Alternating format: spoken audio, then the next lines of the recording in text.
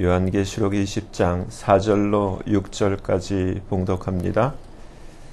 또 내가 보좌들을 보니 거기 앉은 자들이 있어 심판하는 권세를 받았더라. 또 내가 보니 예수의 증거와 하나님의 말씀을 인하여 목배임을 받은 자의 영혼들과 짐승과 그의 우상에게 경배하지도 아니하고 이마와 손에 그의 표를 받지도 아니한 자들이 살아서 그리스도로 더불어 1000년 동안 왕노릇하니 그 나머지 죽은 자들은 그 1000년이 차이까지 살지 못하더라. 이는 첫째 부활이라. 이 첫째 부활에 참여하는 자들은 복이 있고 거룩하도다.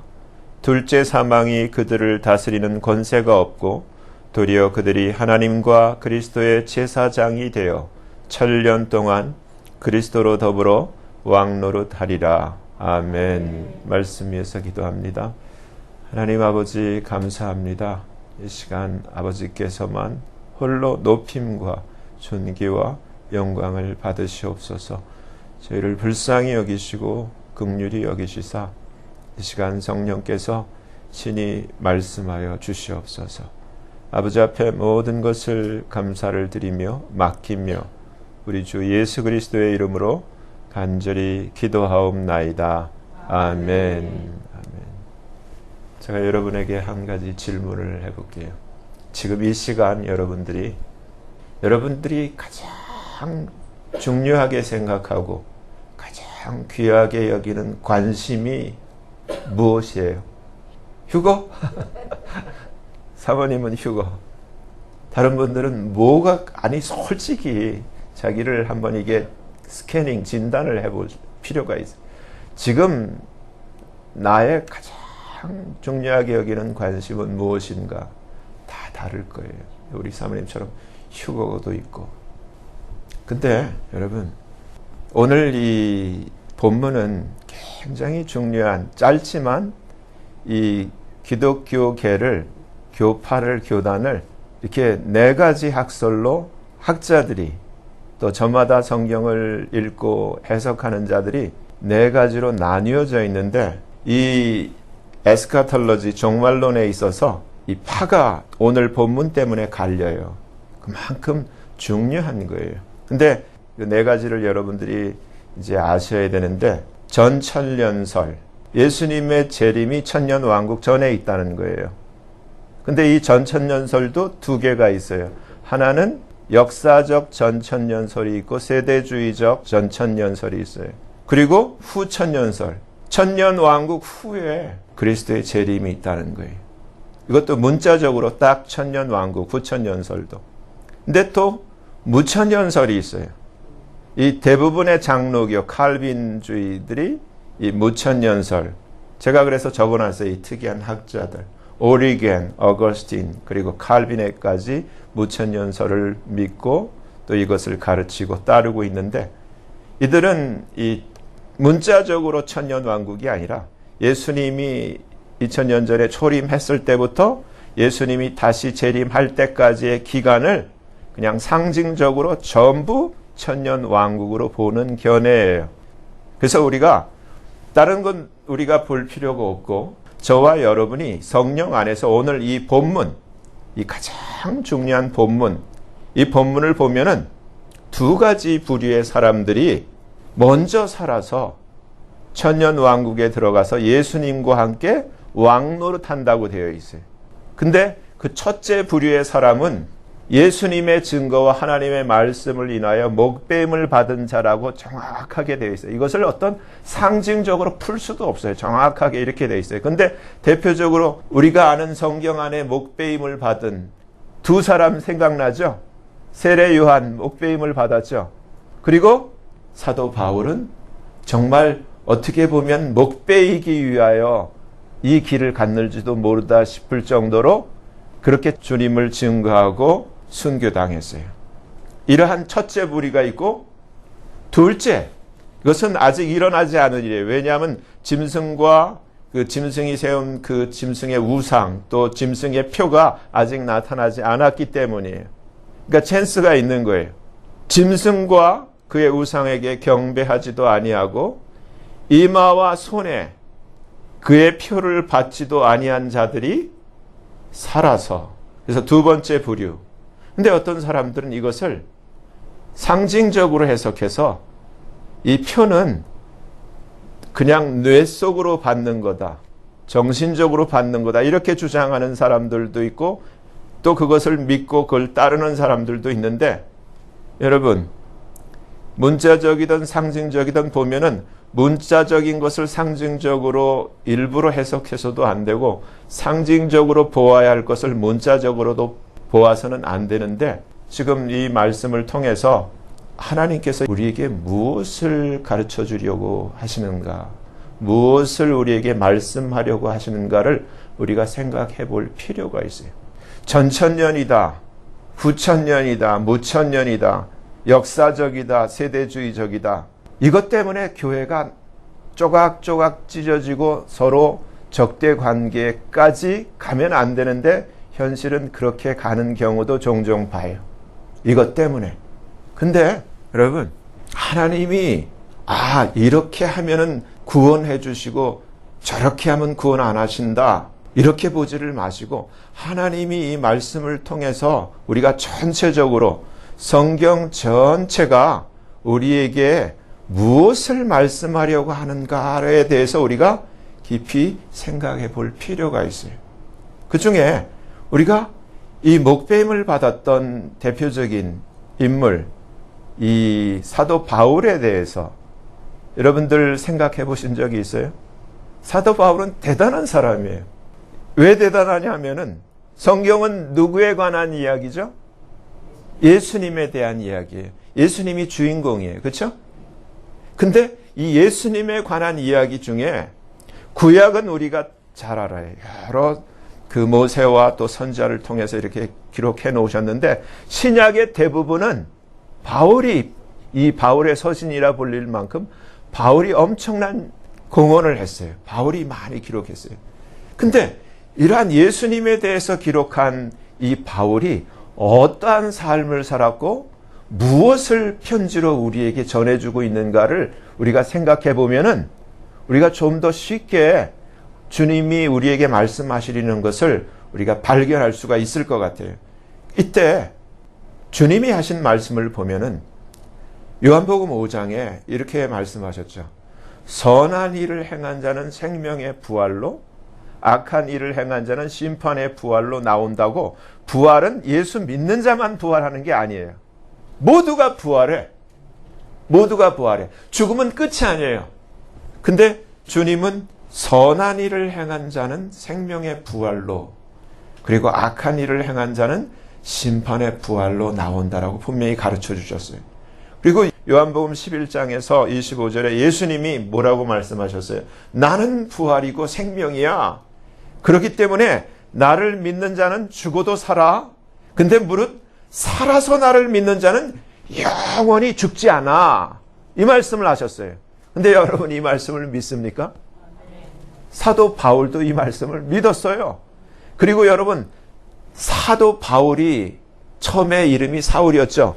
근데 이 사울이라는 청년이 대단한 청년이었어요. 대단히 똑똑하고 가말리엘 문화에서 그 당시 유대인으로서는, 그 종교인으로서 정말 탑 엘리트의 길을 가는 장래가 촉망되는 청년이었는데, 이 사울에게 어떠한 일이 벌어졌어요? 성경을 통해서 보면은 이 사울이 사건이 있어요. 사도행전에 보면은 9장에서 열심히 특심이라서 이 이단 괴수, 예수를 믿고 예수를 따르는 자들을 잡아서 죽는 데 넘겨주기 위해서 대제사장에게 그러한 권한을 부여받아서 다메섹으로 가는 도중에 누구를 만났냐면은 기록된 말씀에 9장에 그때 3절에 이렇게 기록되어 있어요. 사울이 행하여 다메섹에 가까이 가더니 호련히 하늘로서 빛이 저를 둘러 비추는데, 이때 사울이 땅에 엎드려져서 소리를 듣는데, 사울아 사울아 네가 어찌하여 나를 핍박하느냐, 이 소리를 듣는 거예요. 그러니까 주여 니시오니까, 그러니까 누가 말씀하시는 거예요? 이거를 예수님이 말씀하시는 거예요. 죽은 줄만, 자기가 분명히 십자가에서 처형되는 것을 아는데, 그리고 죽고 끝난 자인데, 그 죽었던 그 예수가 빛으로 임하여서 자기의 이름을 부르면서 지금 현현에 있는 거예요. 얼마나 놀랬겠어요. 상상을 해보시라고요. 죽은 줄로만 알았던, 그래서 그 예수를 따른 자들을 잡아 죽는 데 넘겨주려고 잡으려고 가는 도중에 그 일을 만났으니까 얼마나 놀랬겠어요. 이것이 이 사울이라는 청년이 인생이 변화되는 포인트였어요. 이때 주님이 뭐라고 말씀하셨어요? 네 쉬우니까 하는 그 질문에 예수님이 나는 내가 핍박하는 예수다. 그러니까 얼마나 놀랬겠어요. 여러분 생각해 보세요. 부활을 한 번도 상상도 못하고 경험해 보지 못한 평범한 인간에게 부활이라는 것이 실제로 나타났을 때 그 충격은 쇼크 이상이에요. 모든 것이 뒤바뀌는 순간이었어요. 그때부터 주님을 만나고 주님에게 이끌려서 주님의 종이 되고 유대인으로서 가말리엘 문화에서 종교적인 엘리트의 길을 다 포기를 하고 예수의 노예가 돼서 예수의 종이 돼서 예수의 증인으로서 어떻게 됐어요? 그의 고백. 그때 사도행전 23장 11절 이런 기록이 있죠. 11절에 그날 밤에 주께서 예수님이 바울 곁에 서서 이르되 담대하라. 내가 예루살렘에서 나의 일을 증거한 것 같이 로마에서도 증거하여야 하리라. 결국 주님의 음성을 듣고 가죠. 로마까지 가서 그곳에서 주님을 증거하고 어떻게 됐어요? 그 당시 로마에서 네로의 박해 사건이 있었는데 네로가 히스토리에 의하면 땅을 차지하기 위해서 화재를 일으켰는데 그 화재의 범인을 크리스찬에게 돌렸는데 그때 크리스찬 중에 이 사울도 섞여 있었던 거예요. 바울도. 그때 그 네로의 박해 때 물론 하나님의 주님의 섭리지만 이 사도 바울이 자기가 평소에 고백한 그 말대로 순교의 길을 가게 된 것을 우리가 아는데 바울이 평소에 고백했던 것을 우리가 잠시 살펴보면은 빌립보서 3장에 저와 여러분에게도 똑같은 고백이 되기를 바라요. 무엇이든지 내게 유익하던 것을 내가 그리스도를 위하여 다 해로 여길 뿐더러 모든 것을 해로 여김은 내 주 그리스도 예수를 아는 지식이 가장 고상함, 엑설런트하기 때문이다. 내가 그를 위하여, 예수를 위하여 모든 것을 잃어버리고 배설물로 여김은 그리스도를 얻고 그 안에서 발견되기 위함이다.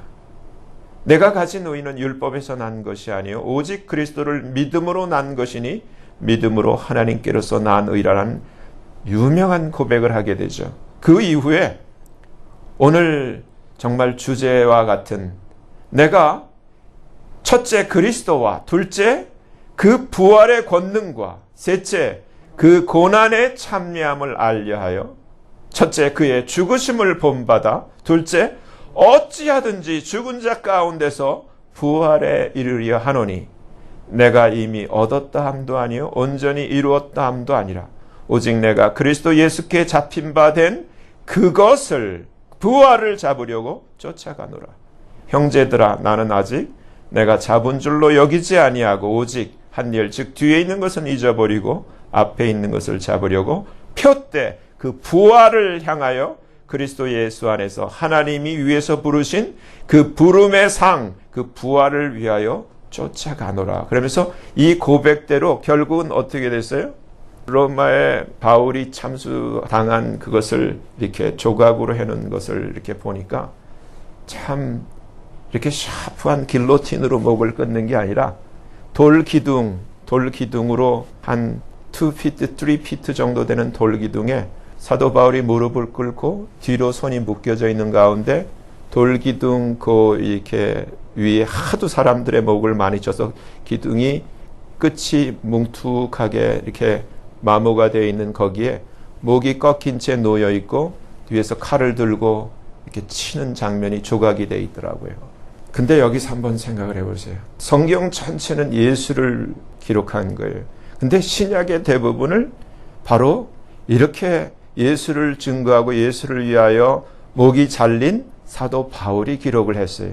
근데 여기서 전천년이냐 후천년이냐 무천년이냐 그걸 따질 게 아니라 오늘 이 본문 천년왕국에 들어가는 이 두 부류의 사람들, 예수를 위하여 목배임을 당한 사람들, 말씀 때문에 목배임을 당한 사람들, 그리고 두 번째 이제 아직 나타나지 않았지만 짐승과 짐승의 우상에게 경배 안 하고 또 그의 표를 이마나 손에 받지도 아니한 자들이라고 분명히 기록되어 있어요.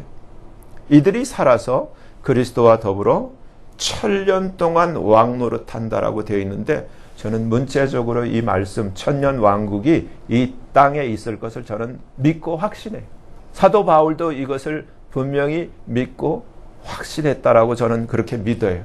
근데 오늘 신학계가 이처럼 전천년, 후천년, 세대주의, 역사주의 이렇게 나뉘어져 있는데 무엇이 옳다 이것이 아니라 성경이 우리에게 무엇을 이야기를 하고 있는가에 대해서 우리가 귀를 기울일 필요가 있는데, 예수님은 누구예요? 근데 왜 십자가에 못 박히셨어요? 우리를 사랑해서 못 박히신 거예요. 예수님이 우리에게 어떤 이득을 취하기 위해서가 아니라, 예수님은 하나님이시고 하나님은 사랑이신데 우리를 사랑하셨기 때문에 그 사랑 때문에 이 세상에 오셨고 사랑 때문에 우리를 위해서 죽으신 거예요. 근데 사도 바울이 주님을 만나기 전까지는 정말 똑똑하고 정말 장래가 촉몽되는 그러한 종교 지도자의 길을 가는 자였는데, 예수를 만난 이후에 오히려 유대인들에게 왕따를 당하고 오히려 유대인들에게 고소를 당하고 오히려 예수의 증인으로서, 제가 이 말씀을 드리는 오늘날 교회를 나오고 성경을 읽고 바이블 스터디를 하고 이러한 기독교라는 길을 가는 사람들이 과연 바울의 심정을 가지고 정말 이전에 알던 내가 유익하다고 여겼던 모든 것을 배설물로 여기고 정말 우리 주 예수 그리스도를 아는 것만이 가장 엑설런트하며 정말 이제 내가 그리스도를 위하여 모든 것을 해로 여기는 이러한 신앙의 고백을 하고 이 죽는 데까지 정말 어쩌든지 이 부활을 잡기 위해서 가려고 하는 이러한 몸부림이 오늘날 크리스찬들에게 있는가 생각해 볼 필요가 있어요. 바울이 기록했던 디모데후서 3장 4장을 보면 말세에 어떠한 일이 따른다 그랬어요? 말세에 고통하는 일이 따르는데, 사람들은 첫째 자기를 사랑해 돈을 사랑하고 맨 마지막에 쾌락 다음에 하나님이야. 오늘날 크리스찬들이 정말 하나님을 먼저 사랑하는가? 하나님은, 예수님은 우리를 사랑하시기 때문에 이 땅에 오셔서 사랑 때문에 십자가에서 죽으셨는데, 바울은 그 하나님의 사랑에 눈이 열린 거예요. 여러분, 사랑하면은 본능적으로 일어나는 마음이 있어요. 닮고 싶은 거야. 사랑하는 사람처럼 되고 싶은 거야. 예수님처럼 되고 싶은 거야. 예수님처럼 변화된 그 몸을 나도 갖기를 원하는 거야. 그분과 영원히 함께 있기를 원하는 거야. 그게 신앙이에요. 그게 바른 신앙의 베이스라고요. 근데 오늘날은 하나님을 정말 사랑하는 자들이 과연 몇이나 되는지, 그래서 제가 여쭤보는 거예요. 내가 오늘 이 시간 내가 가장 소중하게 생각하는 것은 무엇인가? 내 자녀인가? 내 비즈니스인가? 나의 어떤 에듀케이션인가? 나의 어떤 아젠다인가? 아니면 정말 바울처럼 주님인가? 여러분, 중요한 거예요. 오늘날 많은 사람들이 종교적인 그러한 옷을 입고 종교적인 포스를 취하고 종교적인 흉내를 내는데, 진짜는 정말 하나님을 사랑하는가예요. 하나님은 전천년주의자를 역사적 세대주의적 전천년자만 구원하고 무천년은 아니고 후천년은 아니고 그런 얘기를 하는 게 아니라, 하나님이 보시는 건 중심이에요. 정말 나를 사랑하는가? 무천년이든 후천년이든 전천년이든 역사적이든 세대주의적이든 정말 내 안에 그 무엇보다도 예수 그리스도를, 나를 사랑해서 자기 몸을 버리신 그 예수 그리스도를 정말 그 무엇보다도, 애비나 애미보다도 아들과 딸보다도 그 무엇보다도 정말 사랑하는 그 핫 중심이 있는가, 그걸 보시는 거예요. 그래서 시편 145편 20절에 뭐라고 말씀하셨어요? 여호와께서는 하나님을 여호와를 사랑하는 자는 다 보호하시고 여호와를 사랑하지 않는 자를 악인이라고 부르사 악인은 다 멸하시리라고 시편 145편 20절에 분명히 기록하고 있어요. 여러분 중요해요. 이 사도 바울이 어떠한 삶을 살았는가? 신약 대부분을 기록했던 이 사도 바울의 우리에게 전해주는 메시지는 자기의 삶으로 무엇을 전해주었는가? 보세요. 오늘날 유튜브를 보면 예수 잘 믿는다고 하는 사람들이 뭘 자랑해요? 뭘 자랑하나요? 근데 사도 바울이 뭘 자랑하고 있어요? 기록된 말씀으로 내게 자랑할 것은 예수님의 십자가 외에는 없다고 얘기를 했어요. 나를 살리고 나를 구원하는 건 예수님 십자가 외에는 없기 때문에 예수님이 죽으셨기 때문에 예수님이 날 위해 십자가에서 그 피를 흘려주셨기 때문에 내게 구원이 가능한 거예요. 내 죄가 씻겨지는 거예요. 내가 죄인에서 하나님의 자녀로 회복될 수 있었던 것은 오직 예수님의 십자가 때문이었던 거예요. 뭘 자랑하는 거예요? 내가 예수를 믿었더니 부자가 됐어요. 내가 예수를 믿었더니 높아졌어요. No! 사도 바울이 다시 얘기를 해요. 예수 그리스도 안에서는 이거다 저거다 할례다 무할례다 뭐 전천년이다 후천이다 이것이 중요한 게 아니라 오직 사랑으로 역사하는 믿음뿐이라는 거예요. 저와 여러분에게 그게 있냐고요. 여러분 전부 지금 다 가짜판이에요. 가짜판인데 하나님은 누구를 구원하세요? 하나님이 묻는 건 딱 하나요. 난 너를 사랑해.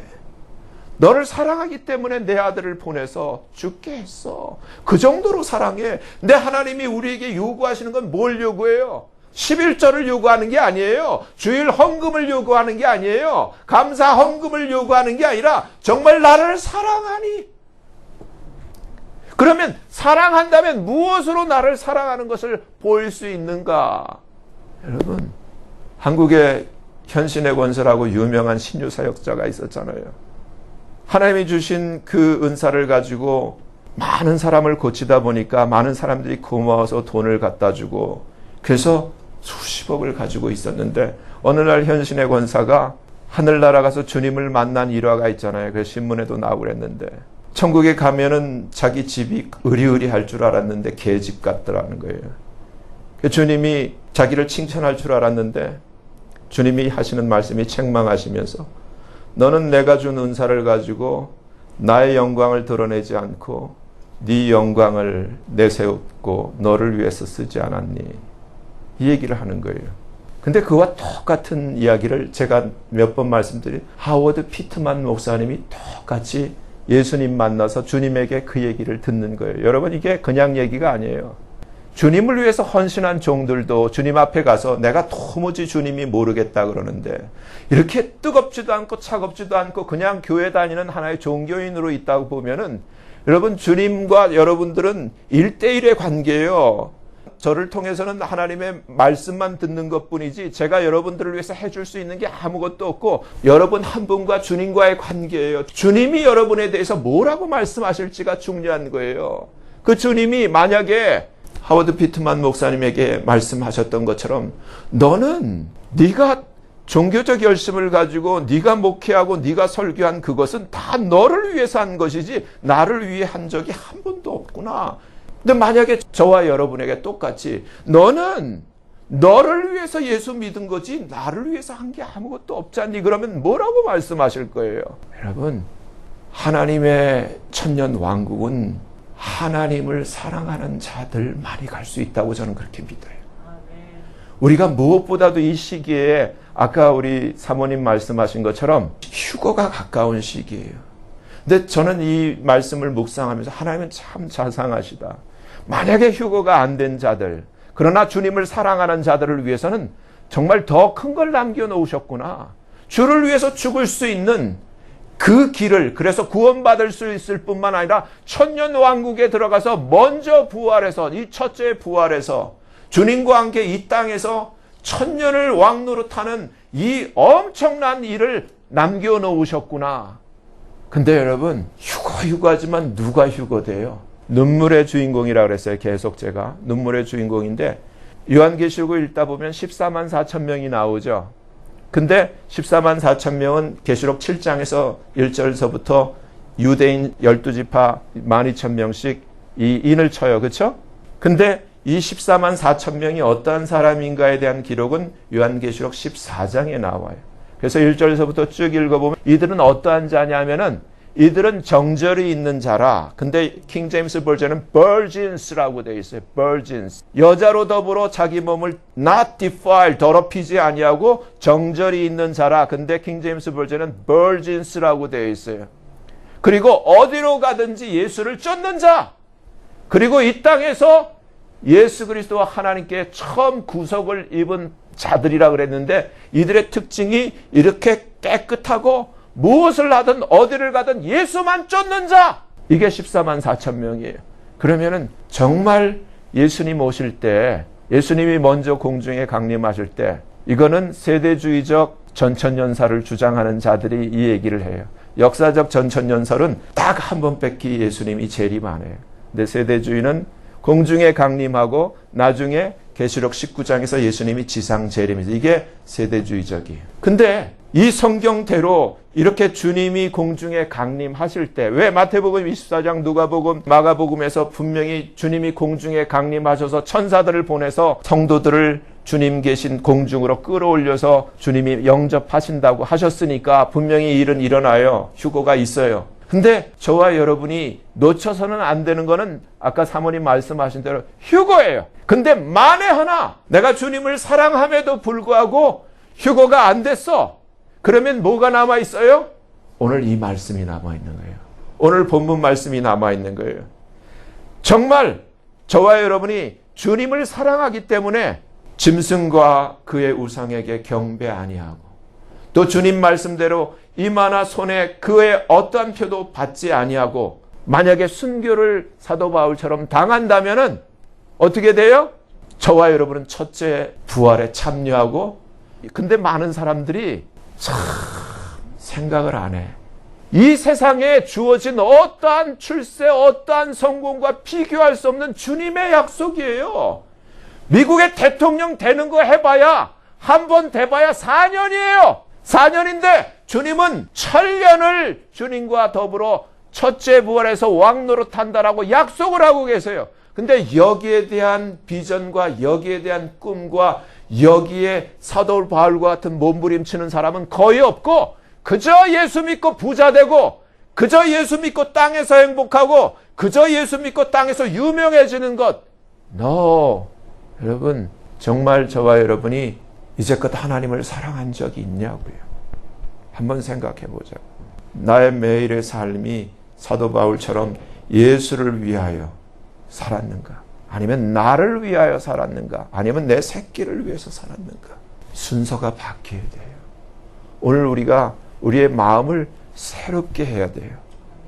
정말 이 부활절 아침에 저와 여러분들의 마음이 이 사도 바울을 닮은 주님을 먼저 생각하고 주님을 아는 지식을 가장 뛰어난 것으로 인정을 하고 주를 위하여 남은 삶을 달려가는 하나님의 새 생명에 주님의 부활에 동참하는 정말 사도 바울이 그토록 염원했던 주님이 우리를 주님의 영광의 형체와 같이 똑같이 변화시켜줄 그 확실한 믿음을 가지고 그것을 꿈꾸며 달려갔던 것처럼 저와 여러분이 이 우리 사랑하는 주님을 닮은 영광의 부활의 아름다운 영원히 늙지도 죽지도 아니한 부활의 몸을 입을 것을 바라보면서 어쩌든지 사랑하는 주님을 어디든 끝까지 쫓아가는 그러한 부활의 마음을 갖기를 예수님의 이름으로 간절히 축원합니다. 기도하겠습니다. 거룩하신 하나님 아버지, 정말 사람이 한번 죽으면 끝이 아니라 죽은 다음에 선한 일을 행하는 자는 생명의 부활로 나오고 악한 일을 행한 자는 심판의 부활로 나올 것이라고 하신 말씀대로 많은 사람들이 죽으면 끝이라고 생각하고 죽는 자들이 얼마나 많이 경악하며 놀라며 자지러지겠습니까? 하나님께서 분명히 말씀을 주셨습니다. 정말 예수를 믿는 자는 무릇 살아서 믿는 자는 영원히 죽음을 보지 않을 것이라고. 그리고 죽어도 살 것이라고 분명히 말씀하셨습니다. 아버지 하나님, 정말 바울이 오직 그리스도 예수 안에서는 그 어떤 것도 중요치 아니하고 오직 사랑으로 역사하는 믿음뿐이라고 하셨는데, 아버지 하나님, 우리가 오늘 이 시간 우리의 마음을 살피며 정말 내 마음 가운데 정말 예수를 깊이 사랑하는, 하나님을 진실로 사랑하는 그 헐시 있는가를 점검해보며 아버지, 이 사랑을 우리가 회복하기를 원하오니 우리 마음마다 성령님 터치하여 주시고 정말 진짜가 되도록 하나님을 사랑하는 마음으로 충만히 채워주시옵소서. 그리하여 시편 145편 20절에 기록된 말씀대로 하나님을 사랑하는 자는 다 보호하시고 구원하시라는 약속의 주인공이 되도록 우리에게 복을 내려 주시옵소서. 예수님 이름으로 감사하며 간절히 기도하옵나이다. 아멘.